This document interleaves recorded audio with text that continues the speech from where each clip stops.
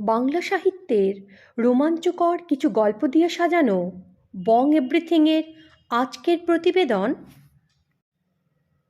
প্রবীর জানার লেখা মৃত সৈনিকের আত্মা, কণ্ঠে অর্পিতা। বাতাসে বারুদের গন্ধ, দেশ জুড়ে উত্তেজনা। কার্গিল যুদ্ধে পাক ফৌজরা পিছু হটছে। তখন একটি খবরের কাগজে সাংবাদিকতার কাজ করি আমি। আমার ওপর দায়িত্ব পড়ল যুদ্ধক্ষেত্রে গিয়ে খবর সংগ্রহ করে পত্রিকা দপ্তরে পাঠাতে। লাদাখে যাওয়ার অভিজ্ঞতা আমার আগের থেকেই ছিল, হয়তো তাই পত্রিকা কর্তৃপক্ষ আমাকে কার্গিলে পাঠানোর সিদ্ধান্ত নেয়। ভারতের উত্তর পশ্চিম হিমালয়ের পীর পাঞ্জাল আর পঙ্গি পর্বতমালার মধ্যভাগে কাশ্মীর উপত্যকা। সেখানের প্রাকৃতিক দৃশ্য অতি মনোরম। যে অঞ্চলে যুদ্ধ হচ্ছে সেই অঞ্চলটি এইসব অঞ্চলের কাছাকাছি, তাই প্রাকৃতিক দৃশ্য খুব সুন্দর। আমি যেতে রাজি হয়ে গেলাম। এর জন্য যে খবর সংগ্রহ হবে এবং জায়গাগুলো দেখা হবে। আমাদের গল্পগুলো যদি আপনাদের ভালো লেগে থাকে তাহলে শ্রোতা বন্ধুদের কাছে অনুরোধ, আপনারা চ্যানেলটিকে সাবস্ক্রাইব করে আমাদের সঙ্গে থাকুন প্লিজ। কলকাতা থেকে যাত্রা করে দুদিন পরে পৌঁছালাম কার্গিল পাহাড়ের কাছাকাছি সমভূমিতে। আমি যাচ্ছি ভাড়া করা জিপ গাড়িতে। গাড়ি চালাচ্ছেন একজন লাদাখি ড্রাইভার। মাঝবয়সী এই ড্রাইভার লোকটির ব্যবহার ভীষণ ভালো। হিন্দি, এমনকি ভাঙা ভাঙা বাংলা বা ইংরাজিতেও সে কথা বলতে পারে। আমি জিজ্ঞেস করলাম, আপনার নাম কি? তিনি বললেন, আমার নাম কুলদীপ আছে স্যার। তার বাংলা শুনে আমি তো অবাক। আমার অবাক হওয়া দেখে তিনি ভালোই বুঝলেন। বললেন, हे मुल्के बहुत বাঙালি আদমি আছে স্যার, আমার বাঙালি আদমি দোস্ত भी আছে।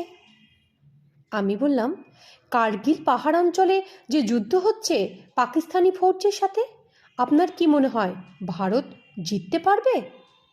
আমার কথা শেষ হওয়ার আগেই কুলদীপ চেঁচিয়ে ওঠেন, আপনি ইন্ডিয়াকে প্যার করেন না বাবু? আমি গাড়ির পিছনের সিটে বসেছিলাম। হঠাৎ ভয় পেয়ে চেঁচিয়ে উঠি, কি করেন কি করেন?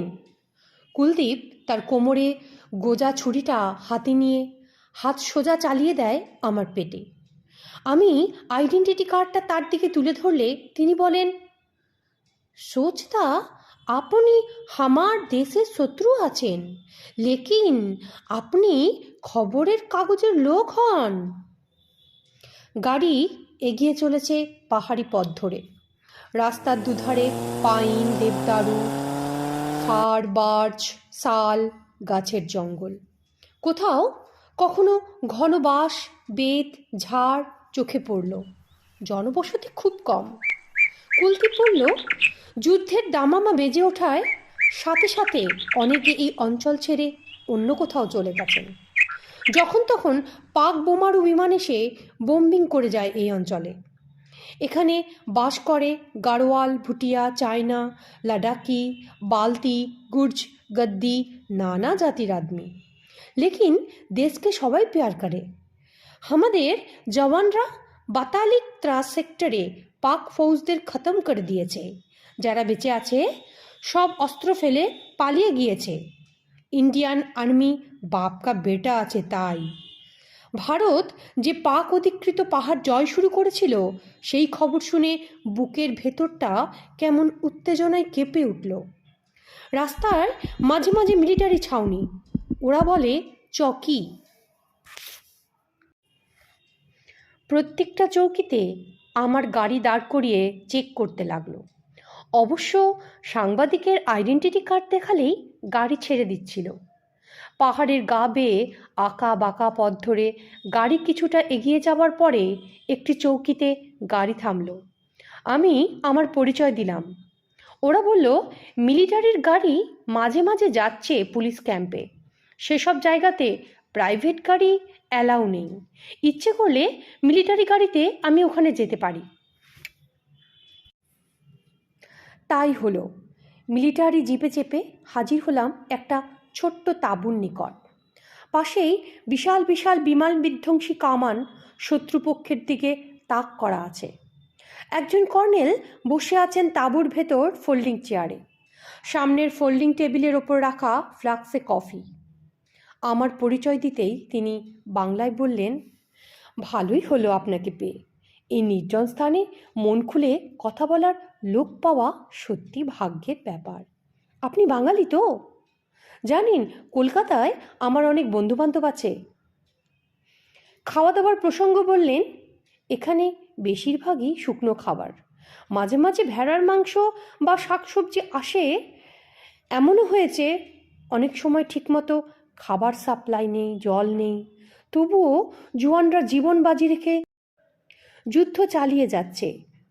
পাহাড়ের ওপরের দিকে কয়েকটা বাংকার পাক সৈন্যরা অধিকার করে রেখেছিল। কাল তারা সেখান থেকে পালিয়ে গেছে। এখন যুদ্ধের থমথমে ভাব। তিনি তাঁবুর পাশে একটা গুহার কাছে আমাকে নিয়ে গেলেন। আমি তার সঙ্গে গুহার ভেতর প্রবেশ করলাম। পাহাড়ের পাথর কেটে একটা ছোট্ট কুঠিরের মতো প্রশস্ত জায়গা। তার মধ্যে কেরোসিনের লণ্ঠন জ্বলছে। কর্নেল সাহেব বললেন, শত্রু ফৌজ বোম্বিং শুরু করলে আমরা এই বাংকারে চলে আসি। সঙ্গে খাবার ছিল। খাবার দাবার পরে কর্নেলের অনুমতি নিয়ে কাছাকাছি অঞ্চলগুলো পায়ে হেঁটে দেখার জন্য বেরিয়ে পড়লাম। ভীষণ শীত। পাহাড়ের ওপর যেখানে সেখানে বরফের স্তূপ। কর্নেল বলেছেন, শীতের সময় এইসব অঞ্চলে বরফ ঢাকা পড়ে যায়। জওয়ানরা বাধ্য হয় ভারী ভারী অস্ত্রগুলোকে প্লাস্টিক কভারে ঢেকে রেখে সমতল ভূমির দিকে নেমে আসতে। ঠিক তখনই পাকিস্তানি ফৌজ এরূপ পরিত্যক্ত বাংকারগুলো দখল করে নেয়। সূর্য মাথার ওপর থেকে কিছুটা পশ্চিম আকাশে। বরফের ওপর সূর্যের আলো পড়ে মনে হচ্ছে মুঠো মুঠো মুক্ত যেন ছড়িয়ে দিয়েছে কেউ। হাঁটতে হাঁটতে বুঝতে পারিনি যে এতটা পথ এসে গেছি।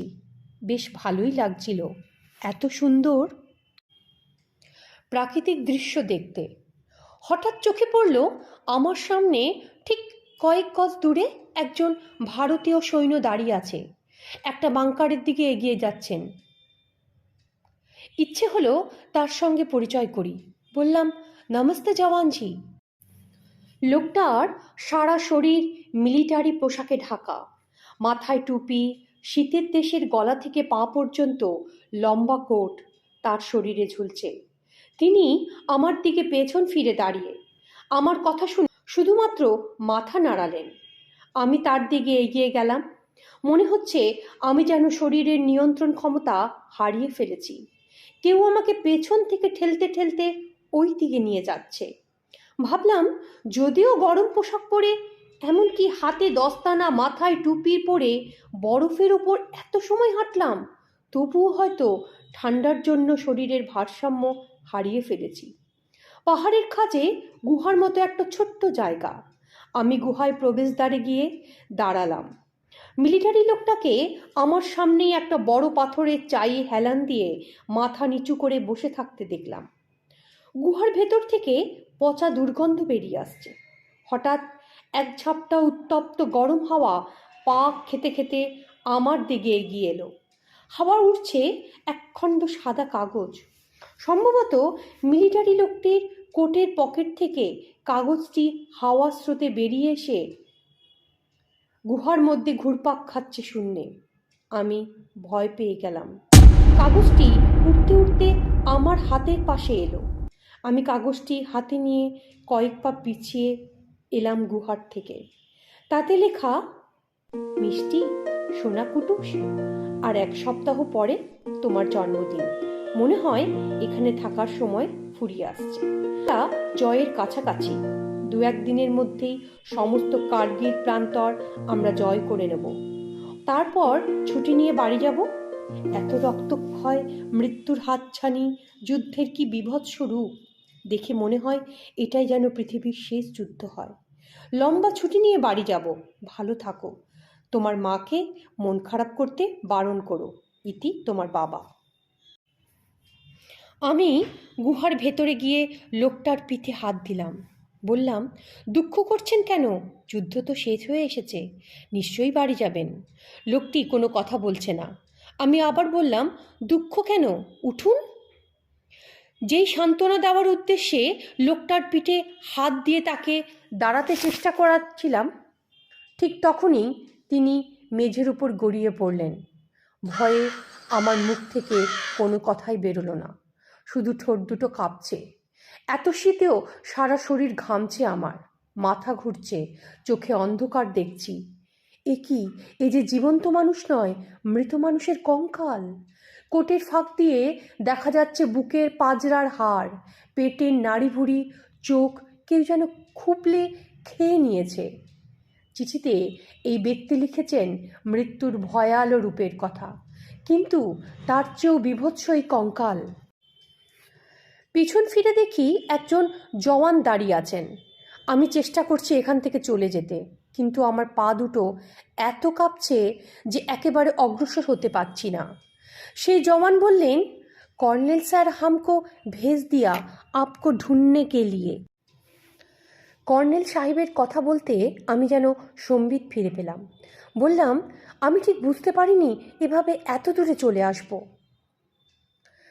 জওয়ান বললেন, हमें मालूम है आपको डर लगा। आइए, বললেন জওয়ান।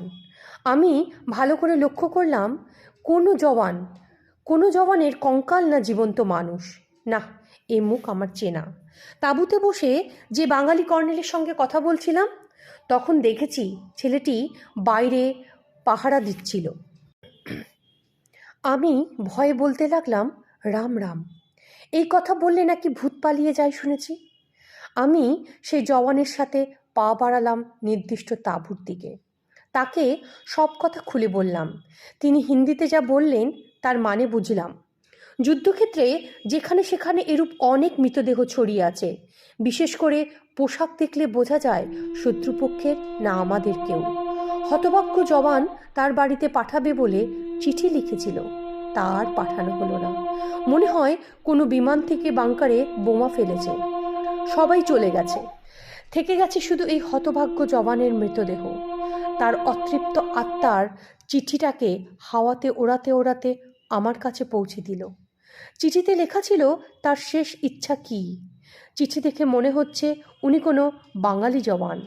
এখন সন্ধ্যা হয়ে আসছে, পরে খোঁজ নিয়ে দেখবেন এই মৃতদেহ কার। আমার বারবার মনে হলো যুদ্ধের শেষে আমার মতো কর্নেল ও অন্যান্য জওয়ানরা ফিরে যাবেন তাদের প্রিয়জনের কাছে। সকলের অজান্তে অন্ধকারে পড়ে থাকবেন এক বীর জওয়ানের মৃতদেহ, যে প্রাণ দিয়েছে দেশের জন্য। সত্যি যুদ্ধের রূপ কি ভয়ঙ্কর। প্রবীর জানার লেখা মৃত সৈনিকের আত্মা গল্পটি রেণু প্রকাশনী কর্তৃক সংরক্ষিত। আমরা দেখেছি গল্পে বিভিন্ন ব্ল্যাক ম্যাজিক, দেবদেবী, ঝাড়ফুঁক, তন্ত্রমন্ত্র থাকে গল্পকে রোমাঞ্চকর করার জন্য। এগুলি কোনো কুসংস্কার বা ভীতি প্রদর্শনের জন্য নয়। আমরা আশা করব বং এভরিথিংয়ের শ্রোতা বন্ধুরা সংস্কার মুক্ত হয়ে খোলা মনে গল্পগুলো গ্রহণ করবেন। নমস্কার।